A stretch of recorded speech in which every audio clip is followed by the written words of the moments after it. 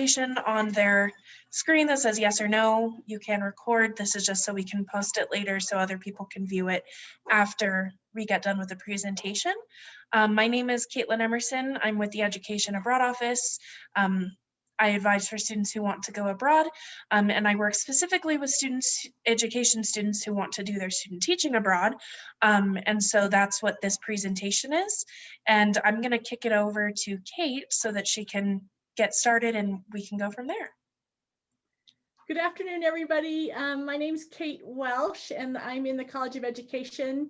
And my sort of area of expertise is science education. And I brought along another College of Education person whose expertise is also science education, but of course, you know, we do more than that. But so I'm happy. I work with our COST students, the Consortium of Overseas Student Teaching students. And so we're just going to walk through a couple quick slides, and then we'll leave the bulk of the time for questions. So again, we work with a group. We're a part of a group called the Consortium of Overseas Student Teaching. We nickname it COST. And we have placed several cohorts of student teachers through the COST program all over the world. And you'll learn more about that in this presentation. And I just want to do a shout out to one of our past students, Etta Flock. This was the town where she lived in Ireland. This is called the deck of cards, these houses. So let me go ahead and forward it. So we thought we'd do some quick introductions. So Caitlin's already introduced herself. I've introduced myself. We have Dr. Andrea Burrows. Andrea, do you want to say hey? Yeah. Hi, everybody. Thanks for being here. And I won't get to stay for the whole meeting, but I'm super glad to be here and be a part of COST. It's very exciting. And Dr. Burrows is our Associate Dean for undergraduate programs, so I'm really excited that she's here. And then we have two students who, one of them will probably join us in a little bit, who will be doing a student teaching placement abroad this coming fall. She's currently in elementary methods right now. So the quick intros. And then we just thought we'd talk a little bit about COST and UW's relationship so you can understand it. The UW Abroad Office, represented by Caitlin, is going to talk a little bit about going abroad and how it connects to the COST program. And then we'd love to have your questions that you might have throughout our time together. I just wanted to talk a little bit about how long we've been working with COST. So we started in spring of 2018, and we placed our first cohort in spring of 2019. Then we had a cohort of spring of 2020, and you can see where they were placed. Ecuador, Ireland, the Netherlands, New Zealand, Spain, and South Africa. And this photo is actually from South Africa. This was the view of one of our COST students from the school where she taught. Pretty good view, isn't it? I wish I had that view right now. And then this fall, we didn't have any, COST had no placements in spring of 2021 because of the pandemic and some of the varying requirements that some of the host sites had from their governments. But we hope to have 2 student teachers placed in an abroad placement this fall. And the application for that is this March. So they've been accepted into student teaching for fall of 2021. And hopefully they'll have an abroad placement. So you're probably wondering where you might go. So we have just a brief introduction on the Consortium of Overseas Student Teaching. These are the objectives that COST have for students who go abroad for their student teaching, that they'll gain a non-US perspective on world events. They'll teach in a bicultural and or a bilingual setting. Most COST teachers do teach in English, but their school might be a bilingual school. Clarify one's position as a US citizen by experiencing life in a different social and cultural milieu, and consider ways to bring back an international perspective back into one's classroom in the United States. So you're probably asking where you might go. And so UW is a part of the COST consortium, and we're considered a sending site. So we just send student teachers out around the world. We don't take international student teachers back in. COST has many receiving placement sites around the world, most of them in English-speaking schools. And based on your major, different countries take different students. So many of the countries that are listed here take elementary ed majors, or take science education secondary majors, or ag ed majors, or the like. And so if you're interested, I would invite you to go to COST's website, and we will put that in the chat in just a bit. And it's also in the PowerPoint, and you can investigate where you might be able to go and when you might be able to go. So how it basically works is that you, as an education major, if you participate in COST, is you apply to the COST program once you've already secured a placement here for student teaching. And then you have two placements. A COST placement, so somewhere around the world, will last about 8 to 10 weeks. And then a Wyoming placement is needed for the remaining 8 weeks. And the EdTPA, which is a requirement for College of Education students in their student teaching semester, will be completed in the Wyoming or Colorado, if you're placed in Colorado, placement. And of course, we just like to repeat that successful completion of the EdTPA is required to pass the residency semester. And this is a photo from Ecuador. One of our students spent her student teaching in Ecuador. So Caitlin is going to talk a little bit about the UW Abroad office, and then talk a little bit about some of the financial responsibilities for completing with COST. And I have that slide, Caitlin, whenever you're ready. Great. Yeah. Hi, everyone. Like Kate said, I am the Education Abroad advisor. So I'm from the Education Abroad side of things. So I'm here to talk to you a little bit about the logistics and what that looks like on our side. So Kate talked to you about the academics, what the student teaching looks like, the placement looks like, and I'll talk to you about the logistics of the thing. So I'm good for that next slide. Cool. Okay, so there are different costs to anticipate when applying to COST.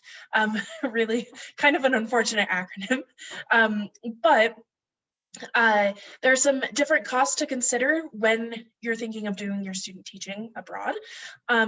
So the very first thing to consider is that there is a $200 application fee.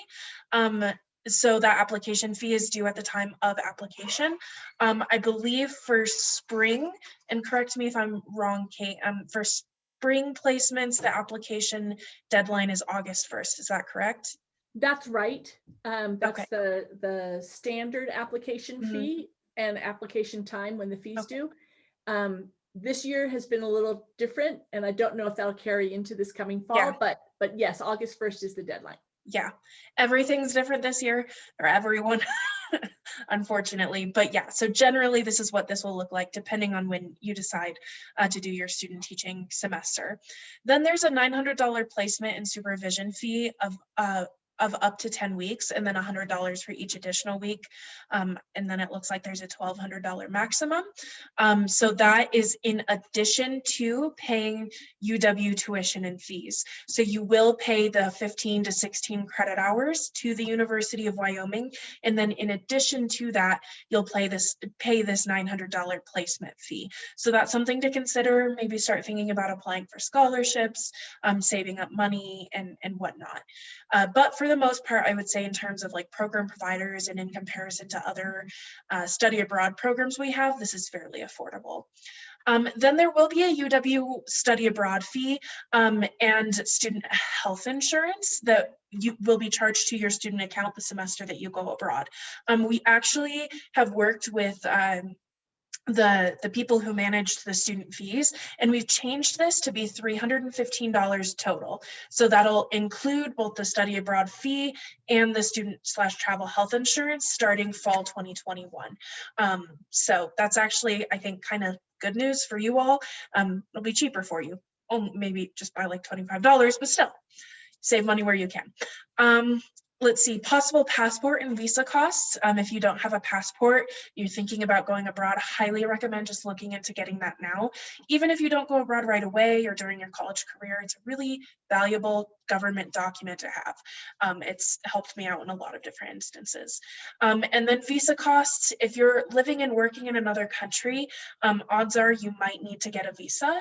And so Cost will help you through that visa application process. They have, the information for specific visa requirements for different countries, but there may be certain costs related to that. Some visas are fairly inexpensive, others may be pretty expensive. It just kind of depends. So that's something to do some research into and to plan for before you go abroad. And then just travel and living expenses. So airfare, obviously getting to the country that you're going to study in or do your student teaching in, and then housing.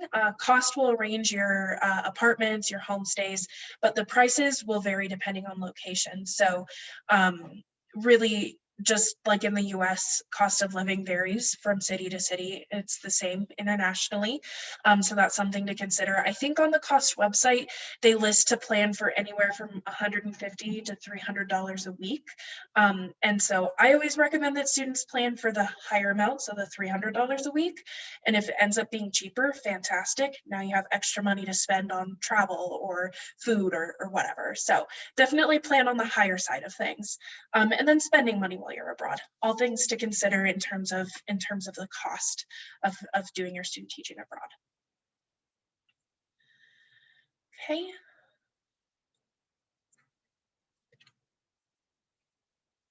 Awesome. Okay, and then it looks like that is everything that we have. And in addition to that, if you have any questions about the logistics of the UW application, of the cost application, you're always more than welcome to email myself or Kate, and we're happy to help you. Yeah, thanks, Caitlin. So this picture is from Orense, Spain, and it's from one of our students who spent a fair amount of time in Spain and Germany last spring. So what questions do you have for us, Rose and Rachel and or Dr. Burrows, about sort of how things work and the like? And then our last slide is just sort of some contact information. So, and this is such a pretty picture, so we might as well just take a look at it. But any questions from you all?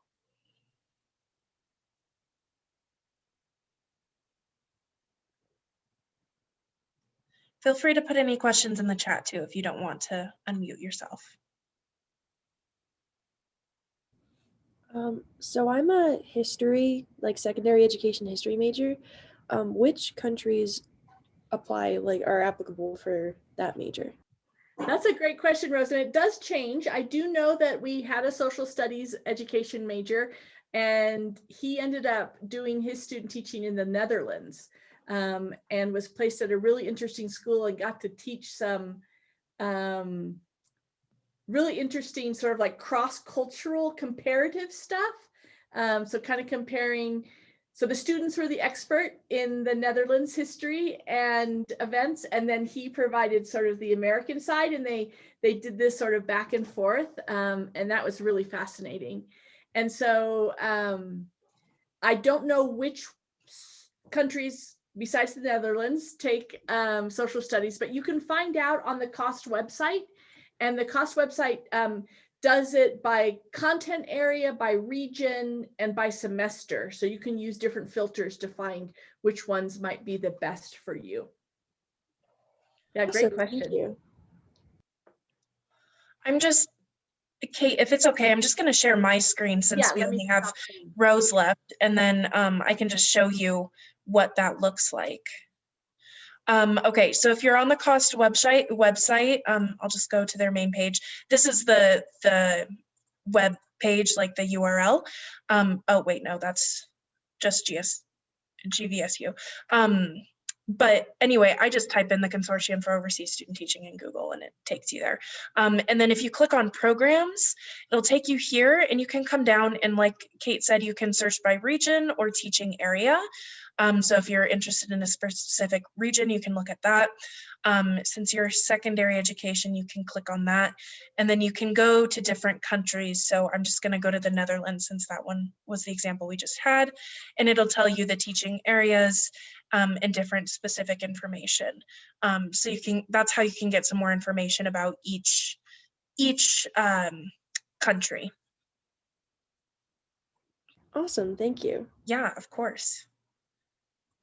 Yeah, and he was really fortunate to be able to go. He went actually before the start of the new year. So he flew out, I think, right around New Year's and was able to complete his student teaching.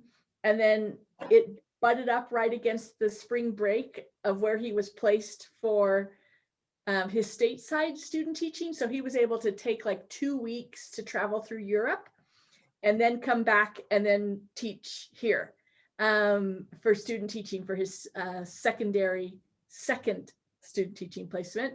And yeah, he had a fantastic time. And now he's teaching in Wyoming. This is his first year as a certified teacher. That's exciting. I'm glad he Yeah. was able to find a job. Yeah. Any other questions, Rose, or any planning we might be able to help you with? Or I think I'm definitely gonna wait until at least next year because of